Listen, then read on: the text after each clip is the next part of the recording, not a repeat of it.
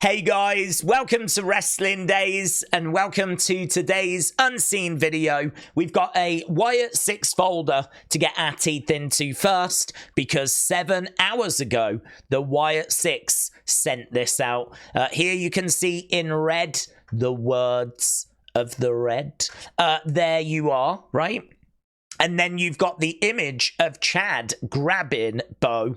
Right, and this is kind of interesting because, I mean, there you are being in red. It does make me think of Bray. That's one thing that really jumps out.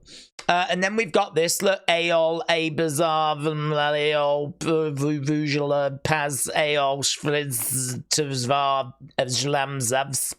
So I think that just speaks for itself, really. But obviously it's code, and it's been worked out. So this is how you work it out. I believe it's another of those Caesar ciphers where all the letters are just slightly out of order. And so if you actually run it through, it works out as the trust of the innocent is the liar's most useful tool. Okay, now a lot of people are looking at this. I could have just read it there. A lot of people are looking at this going, what does this mean, right? I mean, my take on it is that I think this is looking back. I think this is looking back to what went down on Monday. And I think this is looking at the Chad feud. I don't think there's anything here that's pointing towards the next interview. What we tend to get is a message from the Wyatt Sicks that kind of gives us an indicator as to what the next interview is going to be. And I don't think that's what this is. I think what this is looking back at what went down on Monday. And then, you know, there you are. There's the real you.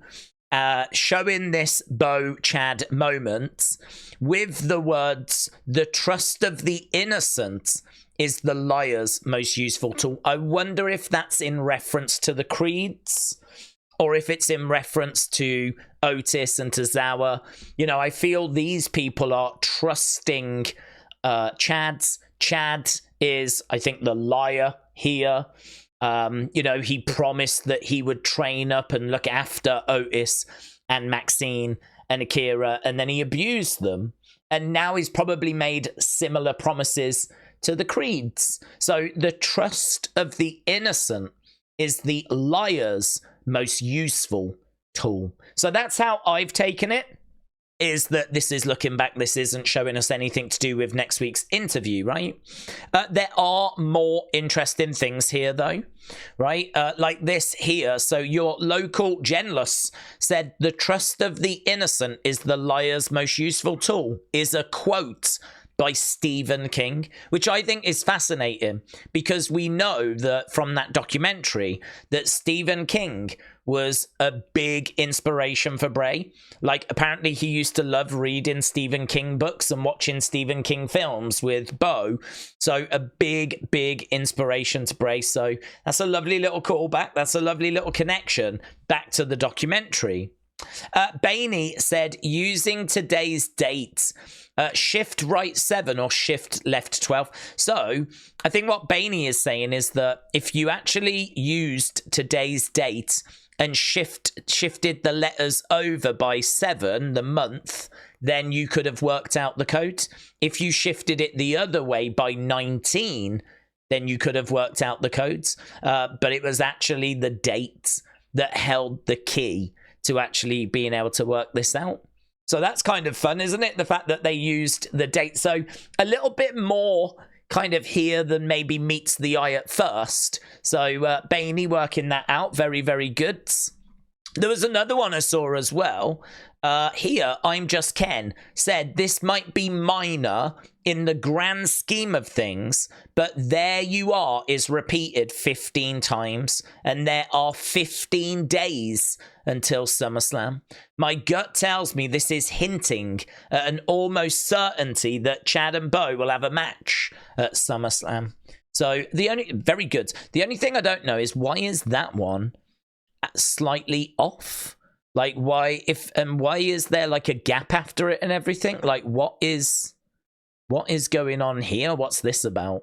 I actually don't have an answer for that, but I think that's excellent work to actually count and go, oh, there's 15 there, there's 15 days till SummerSlam.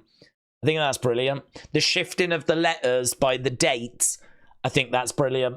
Like, there's some really good stuff here, so excellent work. Excellent work. Robert said, what if Adam Pearce told Bo that they could have their match if they don't provoke Gable? This past week, they delivered the tape to Pat Not Raw, so there was no kind of interaction there. Bo came out alone, right? Not with the group. They beat Bo up, which is why Bo was laughing, because Chad let them in.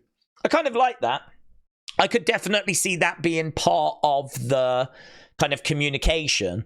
Like, you can have your match, but you can't go around beating people up. Certainly not in Gorilla, and I don't want you provoking Chads. And yeah, I think there could be something to that. Wrestle Knight said, oh my god, oh my god, oh my god. WWE's Vault YouTube channel. It is so cool. Apparently they've just uploaded, look, Bray and Bo working together as a tag team, battling the Usos in Florida Championship Wrestling. That's just been uploaded to the new YouTube channel, WWE Vault. So you can go and watch that match now on YouTube. How cool is that? And then we got this as well. So shout out to Brady. So here, look, we've got this wrestling news. I don't know what source this is, so I would shout them out, but I don't know who this is. It says, despite his fears, Strowman feels a connection to this faction, and that he can feel it pulling me towards them. The former Universal Champion isn't sure if that's a bad thing or a good thing, adding that I put that part of me away a long time ago. If the Wyatt Sicks is able to get that monster to come back out of me, I fear for myself and anything that's walking around me. It's interesting, isn't it? Braun Strowman saying he is feeling a pull. He is feeling a connection to the Wyatt Sicks. Good, isn't it? I would love to see that monster get unleashed again. I really, really would. So, Wrestle Knight, shout out to you, said such a generous champion. So, just some images here of All Ego Ethan Page. Just on the NXT merch stand, and you can see here he is, like, loads of people wanting to meet him. And there, look, you've got the official merch truck just outside the Performance Center. And he's got it all Ego shirts everywhere, look. All Ego shirts. I love these. These are signed, like, posters, like, all the wrestlers that are on them sign them. They're really, I've got a couple. I remember, though, going back to 2018, they were like $50. Now they're $100, but they are cool to collect. I say collect. But here, look, you've got like all these All Ego shirts and everything, and he's meeting people and signing stuff. So yeah, very cool. Very cool if you was able to attend that in NXT. Kojiko, thank you. This was pretty big today. Dropped about 13 hours ago. The current plan is that Seth Rollins is going to be special guest ref for Drew versus CM Punk. I got mixed feelings on this. I'm not a fan of triple threats. You can have good triple threats. We saw Drew, Sheamus, and Gunther. But by and large, I've seen some rubbish ones as well, and I don't know, I just like to see two people going at it, trying to get the win. So I'm glad it's not a triple threat, but then I sort of feel like Seth's going to get involved and he's going to screw someone over, and I just really want to see these two go one-on-one with no shenanigans. I'm not really looking for shenanigans. I just want to see these two have a banging match. So Seth being guest ref,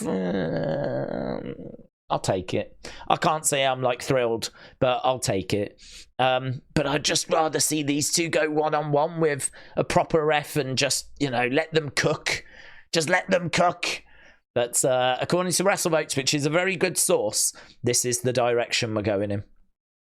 Right, Jay says Undertaker is expected expected to make several appearances on Raw to kick off the Netflix era in 2025. This is going to be legendary. So Undertaker should be around when we go over to Netflix for a little bit. Not to have matches, just make a few appearances. Maybe be like a guest host or something. I'm not sure.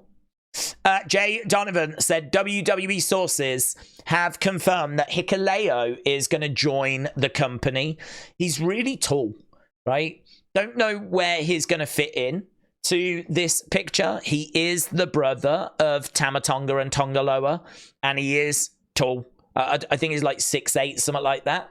And he has been over in New Japan. I really don't know much about him. We kind of knew that he'd already signed, but it's been confirmed by WWE sources now. So, yeah, he's coming in. Not sure when or where, but he's coming in. I would imagine he'll likely be with these guys because he is the brother of Tama and Tonga. So it would make sense for him to join up with these guys. Here we go. Look, Tonga Loa talking of him. He was peeved about what happened to his eye.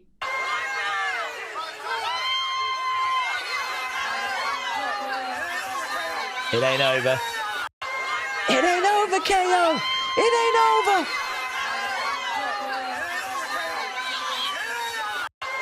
Yeah, he's not happy about what he did to his eye. Here's Adam saying Hikuleo is going to help them win the tag belts at SummerSlam, isn't he? So, Tag Team Championship Gauntlet match next week. Street Profits, Apollo Crews and Baron, The Bloodline, Legado del Fantasma, Pretty Deadly, and the OC. So, Bloodline could absolutely win this, then go on to challenge for the tag team titles. And then I wonder if Hikuleo is going to help Tama and Tonga get that victory. And they've gone with Bloodline rather than Gorillas of Destiny, which is a bit of a shame because I do love that name. So they've gone with the Bloodline name, which is understandable. But yeah, I wonder if that's where Hikuleo makes his presence felt. And then here, look, we've got new graphics. I'm sure you noticed tonight's results. Andrade defeating Carmelo. What a match, by the way. Bianca defeating Chelsea. Not very good match. And they've started to display these results on screen. Don't know how I feel about that, to be honest. I mean, it's not a problem. I'm not down on it. I don't know. I mean, like, if you missed the first hour, then, I don't know, did this get displayed at the start of the second hour? I could see that making sense. But, like, I don't know. You could say, oh, well, it's good for people that are just turning the telly on, but surely people are just getting home and turning the telly on at every moment. So there's no chance that they're going to see that moment. What about if they turn the telly on just moments after this? I don't know. I don't know. It's all right. I'm not down on it. But I don't know that it's going to make any kind of like difference. So yeah, that's is a new addition, something that we don't normally tend to see. Right, opinions is for opinions videos. Wyatt Sicks we've done, WWE we've done. We've only got fun left. Oh my God, so we're flying through this one. Oh yeah, this was wild. So here, look, we've got Rey. Thought you might enjoy this, said Briggsy. Hey, yo, so they got Rey Mysterio. Look at that. Yo. What the hell? And then someone's going to put it over the eyes of Roman there. Someone's going to put the mask over his eyes. And then the video goes a bit weird. And we like just spend ages zooming in with like this hip-hop track over the top. So, but for me, that bit where there's no eyes underneath this Rey figure. I thought that was very good. Here we go. Kojiko is shocked because Ungodly Rollins said, I've got Seth Rollins' ref uniform ready for SummerSlam. Let's go. I could totally see him wearing this. Totally see him wearing this. Here, look, we've got Batista.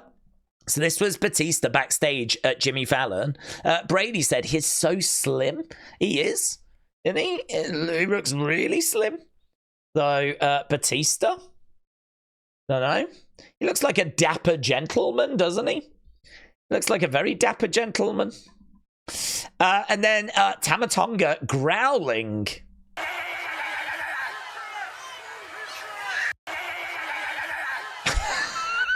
Why does he think that's a good thing to do?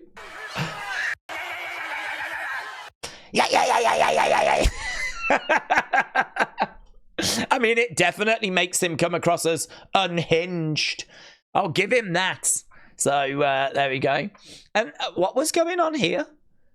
I mean, was Solo just really enjoying this moment?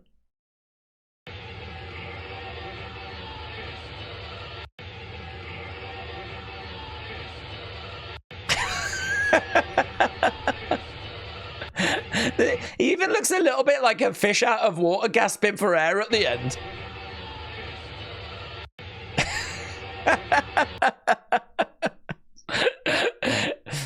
He loves acknowledging his tribal chief, doesn't he? He loves it. We got Finn Balor. This is what he's doing on a Friday. Why not? I'm about to go off and do the exact same thing myself. Why not? And then here's Byron Saxton meeting a bird who takes donations straight out of your pocket.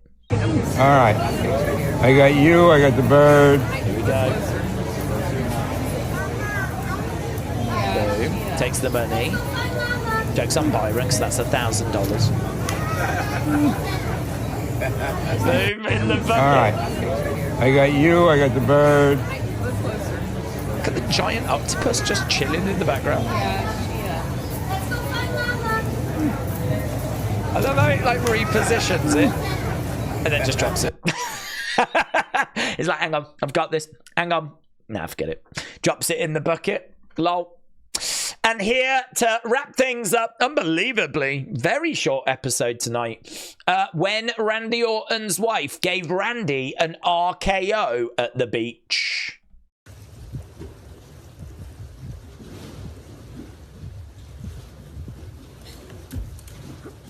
Boom! She did really well. She did really well. Where is she? Look, mid-flight here. Mid-flight, she's got him. Look. He takes it really well as well. Let's go. Let's play that again. That was so good. Here he is. Yeah, man. That's really good. That's really good. So there we go. The big talking point today for me is the Wyatt Sicks stuff. Loved getting our teeth into that, but there was a few other bits as well in there. So hope you enjoyed this video. I would like to try and get them down to around 20 minutes because I think it's just so much easier to watch rather than it going on for like 35, 40 minutes. So I'm not down on this. I'm not down on this at all. So appreciate the support. Hope you enjoyed the video and I will see you again next time. Bye for now.